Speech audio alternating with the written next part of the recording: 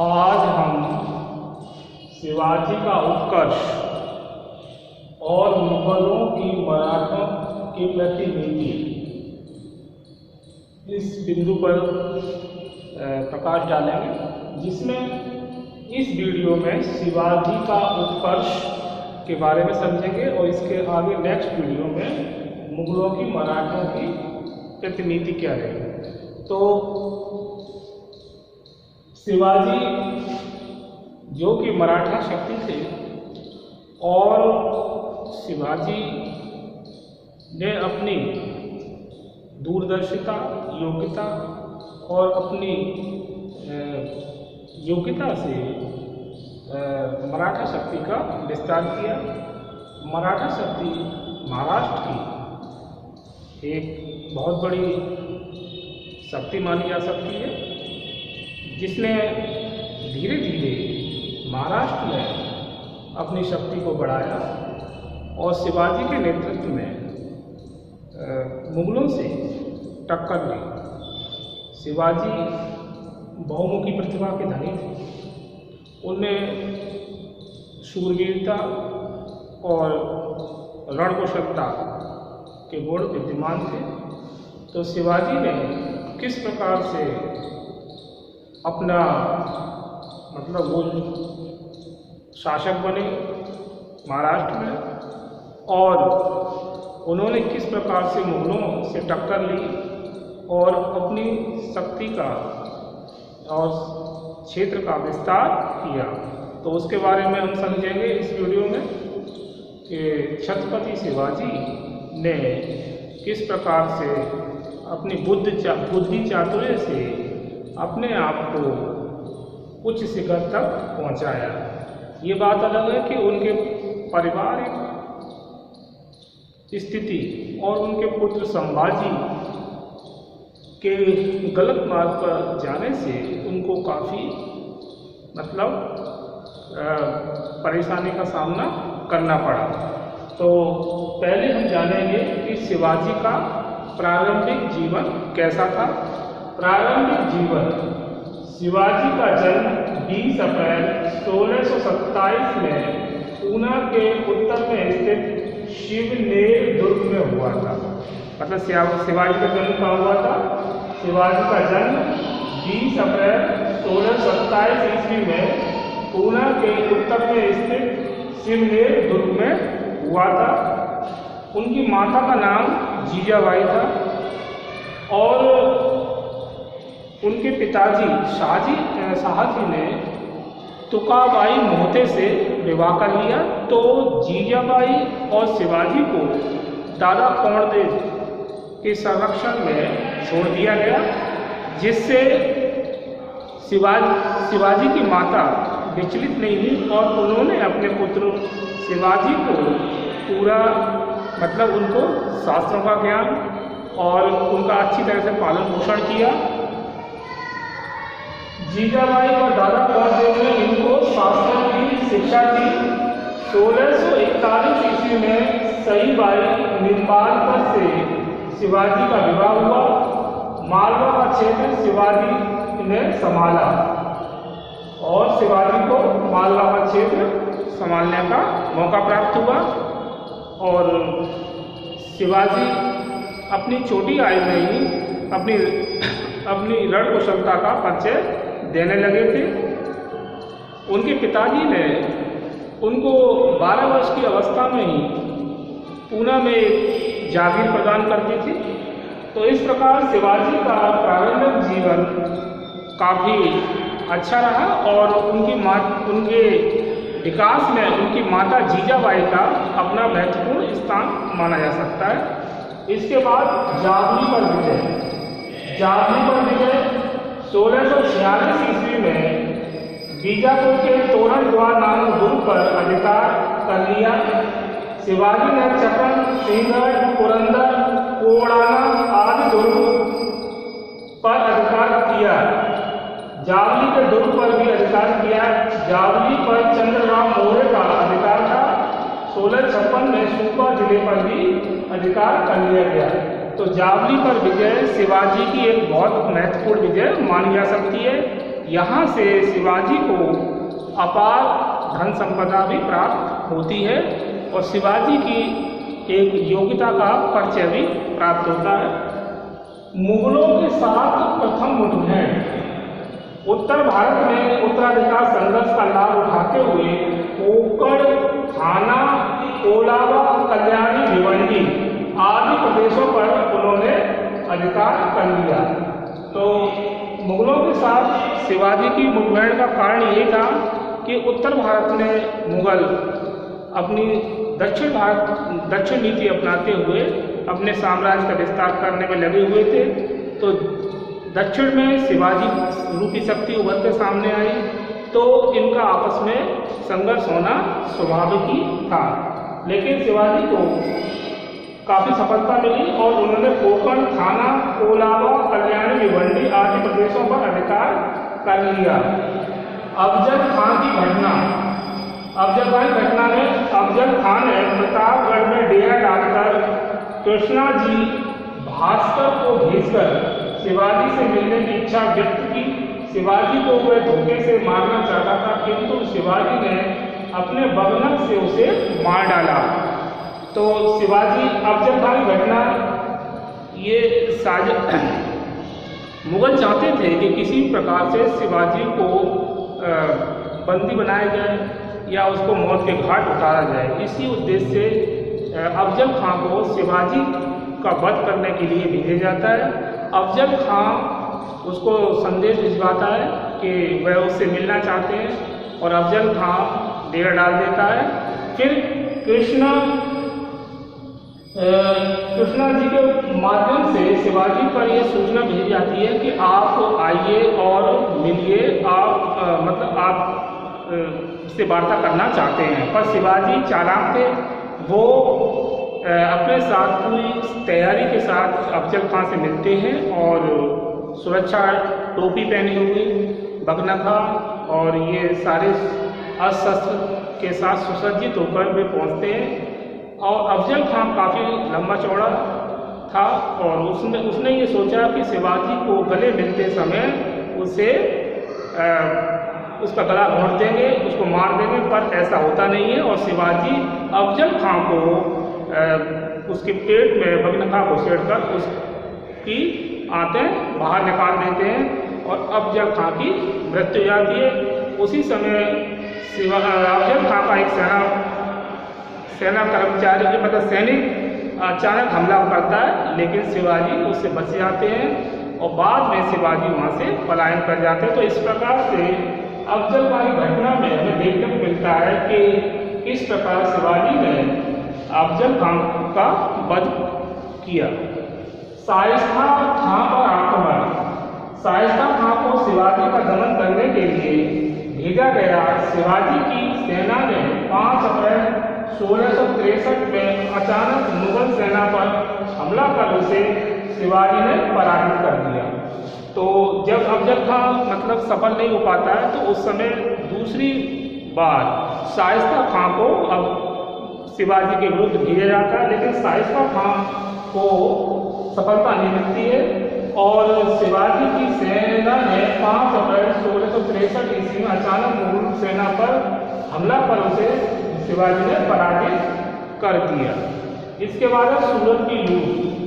तो 10 जनवरी 1664 ईस्वी में सूरत पर आक्रमण कर मुगल सूबेदार इनायत खां को खदेड़ कर सूरत नगर को बुरी तरह से शिवाजी ने लूटा और 1 करोड़ रुपए प्राप्त किए। तो सूरत की लूट शिवाजी के लिए बहुत बड़ी उपयोगी सिद्ध हुई, क्योंकि सूरत की लूट से शिवाजी को अपार संपदा प्राप्त हुई, जिससे उसे सैनिक शक्ति को खड़ा करने में एक बहुत बड़ा सहयोग प्राप्त हुआ, क्योंकि विशाल सेना के लिए अब विशाल धन की आवश्यकता शिवाजी को थी। तो सूरत की लूट से उसकी इस धन की कमी की पूर्ति हुई। इसके बाद राजा जयसिंह और शिवाजी। राजा जयसिंह और शिवाजी में सूरत को लूट से औरंगजेब काफ़ी तिल मिला गया था और औरंगजेब ने मिर्जा राजा जयसिंह को शिवाजी का दमन करने के लिए भेजा। पहले दोनों में संघर्ष की स्थिति बनी रही, मिर्जा राजा जयसिंह और शिवाजी के मध्य। लेकिन 24 जून 1665 ईस्वी में शिवाजी जयसिंह के शिविर में पहुंचा और दोनों के मध्य संधि हुई, जिसे पुरंदर की संधि कहते हैं। मतलब मिर्जा राजा जयसिंह और शिवाजी के मध्य जो संधि हुई बाद में, वो पुरंदर की संधि के नाम से इतिहास में जानी जाती है। इसके बाद मिर्जा राजा जयसिंह जो है वो शिवाजी को इस बात के लिए तैयार करते हैं कि मुगल सम्राट आपका हित चाह रहे हैं और आप उनसे भेंट कर रहे हैं। तो शिवाजी को भी ऐसा लगता है कि क्यों ना एक बार मिल लिया जाए। शिवाजी की सम्राट से भेंट। जयसिंह ने शिवाजी से सम्राट से भेंट करने को कहा और यह विश्वास दिलाया कि उसका सम्मान किया जाएगा, किंतु शिवाजी का दरबार में अपमान हुआ। शिवाजी 1666 ईस्वी में आगरा पहुंचे। तो मिर्जा राजा जयसिंह के द्वारा उनको आश्वासन देने के पश्चात शिवाजी अब पहुंचे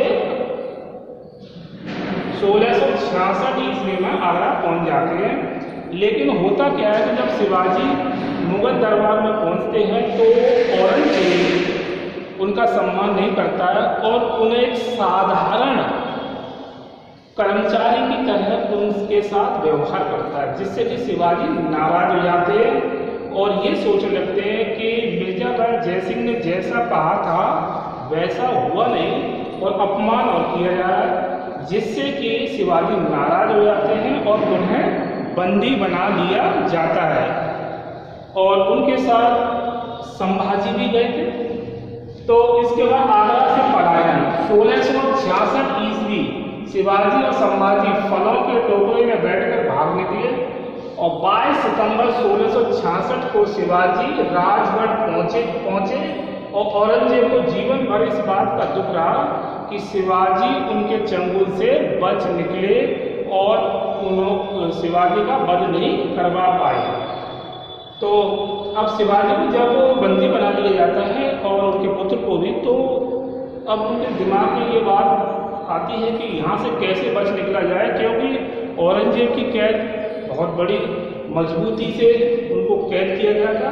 तब वो एक फलों के जो टोकरे जो किले से बाहर आते जाते थे वो उसी में बैठ जाते हैं और उनको बाकायदा चेक किया जाता था। लेकिन उस दिन उन फलों के टोकरों को चेक करना सैनिक भूल गए और उसमें बैठकर वे आगरा के किले से बाहर निकलकर राजगढ़ पहुंचे।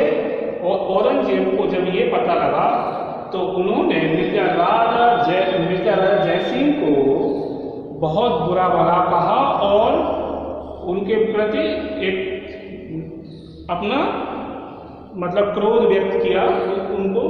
और मिर्जा राजा से जयसिंह के मन में भी ये बात चल रही थी कि औरंगजेब ने शिवाजी के साथ जो दुर्व्यवहार किया वह भी ठीक नहीं था, क्योंकि वे आश्वासन देकर मुगल दरबार तक शिवाजी को लाए थे। मुगल मराठा संधि 1667 ईस्वी जसवंत सिंह के सुझाव पर सम्राट ने शिवाजी से संधि करने की आज्ञा दे दी। अब औरंगजेब ये जानता था कि शिवाजी को एक बार जाल में फंसाया गया, अब दोबारा कैसे जाल में फंसाया जाए। तो वो क्या करते, जसवंत सिंह के सुझाव पर सम्राट ने शिवाजी से संधि करने की आज्ञा दे दी और 1667 ईस्वी में मुगलों और मराठों के बीच संधि हो गई। संधि के अनुसार शिवाजी को स्वतंत्र शासक मान लिया गया और संभाजी को 5000 का मनसब प्रदान किया गया। तो यहाँ पे क्या है कि औरंगजेब एक अपनी रणनीति के तहत यहाँ उदारता दिखाते हैं, पर ऐसा था नहीं। वो शिवाजी को दोबारा अपने जाल में फंसाना चाहते थे, इसीलिए वो शिवाजी को स्वतंत्र शासक मानते हैं और संभाजी को 5000 का मनसब प्रदान किया जाता है। मुगल मराठा युद्ध की पुनरावृत्ति। मुगल मराठा युद्ध की पुनरावृत्ति में मुगल मराठा संधि के द्वारा औरंगजेब पुनः शिवाजी को अपने जाल में फंसाने का प्रयत्न करने लगा, लेकिन 1670 ईस्वी में दोनों में महत्वपूर्ण संबंध फिर टूट गए। मतलब प्रयास किए गए लेकिन शिवाजी और मुगलों के मध्य संबंध अच्छे नहीं रह पाए। और 70 में दोनों में मैत्रीपूर्ण संबंध जो बने भी थे वो टूट गए। मुगलों ने अपने खोए हुए दुर्गों पर अधिकार कर लिया। शिवाजी ने अक्टूबर 1670 ईस्वी में सूरत को दोबारा लूटा। लगभग 132 लाख की संपत्ति भी प्राप्त हुई। तो सूरत को शिवाजी ने पहले लूटा था 1664 में, और फिर शिवाजी ने अक्टूबर 1670 ईस्वी में दोबारा सूरत को लूटा, जहां से लगभग 132 लाख की संपत्ति शिवाजी को प्राप्त हुई, जो उनके लिए आर्थिक दृष्टि से बहुत लाभकारी थी, क्योंकि शिवाजी को सदैव विशाल सेना रखने और उसमें गुणवत्ता में वृद्धि करने के लिए धन की आवश्यकता थी। शिवाजी का राज्याभिषेक, तो शिवाजी का राज्याभिषेक में बड़े ये करीब 4 महीने चला था राज्याभिषेक का प्रोग्राम, और 12वें दिन के बाद इनके माता जीजाबाई का देहांत हो जाता है। तो ये एक तांत्रिक की सुझाव पर ये दोबारा से अपना राज्याभिषेक कराते हैं, और तांत्रिक द्वारा ये बताया जाता है कि आपने गलत मुहूर्त में अपना राज्याभिषेक कराया था। तो ये विभिन्न काशी के पंडितों और विद्वानों को बुलाते हैं और गरीबों में खूब दान और पुण्य करते हैं, लोगों को धन देते हैं और पंडितों को भी दान दक्षिणा देते हैं। तो राज्याभिषेक के समय ही उन्होंने छत्रपति की उपाधि धारण की थी। राज्याभिषेक में काशी के पंडित विश्वेश्वर जी को बुलाया गया था। विश्वेश्वर जी को बुलाया था।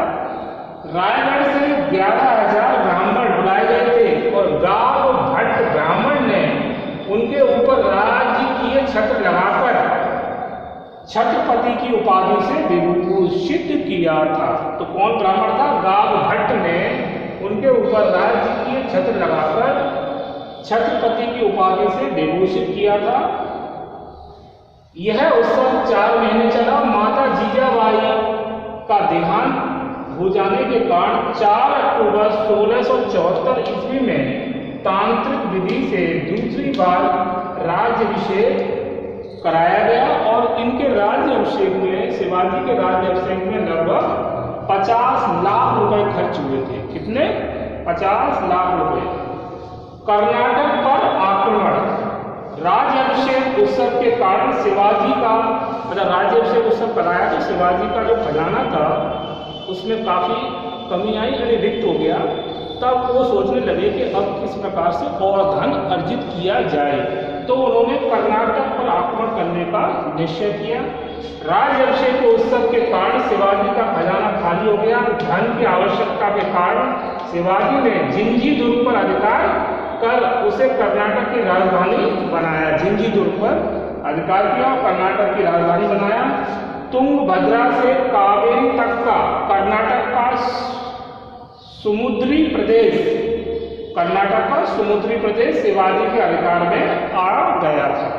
तो कर्नाटक पर अधिकार किया, जिंजी दुर्ग पर अधिकार करके उसे कर्नाटक की राजधानी बनाया, और तुंगभद्रा से कावेरी तक का कर्नाटक का समुद्री प्रदेश शिवाजी के अधिकार में आ गया था। अब शिवाजी के अंतिम दिन और मृत्यु। शिवाजी के अंतिम दिनों में उसका पुत्र संभाजी दुराचारी हो गया था, और पारिवारिक कलह में भी वृद्धि हो गई थी। तो जो संभाजी था, इसको पन्हाला के दुर्ग में इसको कैद कर दिया था, क्योंकि शिवाजी की आज्ञाओं को ये मानता नहीं था। और फिर एक घटना ये घटित हुई कि ये अपनी पत्नी सहित मुगलों से जा मिला, और मुगलों से मिलकर ये षड्यंत्र रचने लगा, लेकिन किन्हीं कारणों से इसकी मुगलों से भी नहीं बनी, और ये दोबारा से शिवाजी से माफ़ी मांगता है। तो शिवाजी उसको माफ़ करते हैं, लेकिन फिर भी वह अपनी बुरी आदतों को नहीं छोड़ता है संभाजी। तो इसे दोबारा से पन्हाला के दुर्ग में कैद कर दिया जाता है। इधर राजा राम, जो 10 वर्ष की अवस्था थी, उनकी माता सोहरा बाई, वो भी उसकी संरक्षिका बनना चाहती थी, और दरबार में गुटबंदियाँ और पारिवारिक कलह के कारण शिवाजी बहुत परेशान रहने लगे थे। और इन्हीं परेशानियों से जूझते हुए उनका जो देहांत है 13 अप्रैल 1680 ईस्वी में हो जाता है। 13 अप्रैल 1680 ईस्वी में हो जाता है। तो इस प्रकार शिवाजी मृत्यु को प्राप्त होते हैं और शिवाजी युग का अंत होता है। आज हमने देखा शिवाजी का उत्कर्ष और मुगलों की मराठाओं के प्रति नीति। तो इसके अंदर हमने शिवाजी का प्रारंभिक जीवन, जावली पर विजय, मुगलों के साथ प्रथम मुठभेड़, अफजल खां की घटना, शाइस्ता खां पर आक्रमण, सूरत की लूट, राजा जयसिंह और शिवाजी की सम्राट से भेंट, आगरा से पलायन, मुगल मराठा संधि 1667 ईस्वी, मुगल मराठा युद्ध की पुनरावृत्ति और शिवाजी का राज्याभिषेक, कर्नाटक पर आक्रमण, शिवाजी के अंतिम दिन और मृत्यु। तो आज हमने शिवाजी के उत्कर्ष और मराठा और मुगलों के मध्य संबंधों के बारे में जाना। इसके आगे हम नेक्स्ट वीडियो में शिवाजी के प्रशासन और शिवाजी की सफलता के बारे में समझेंगे। आज बस इतना ही, इसके आगे नेक्स्ट वीडियो में। ओके।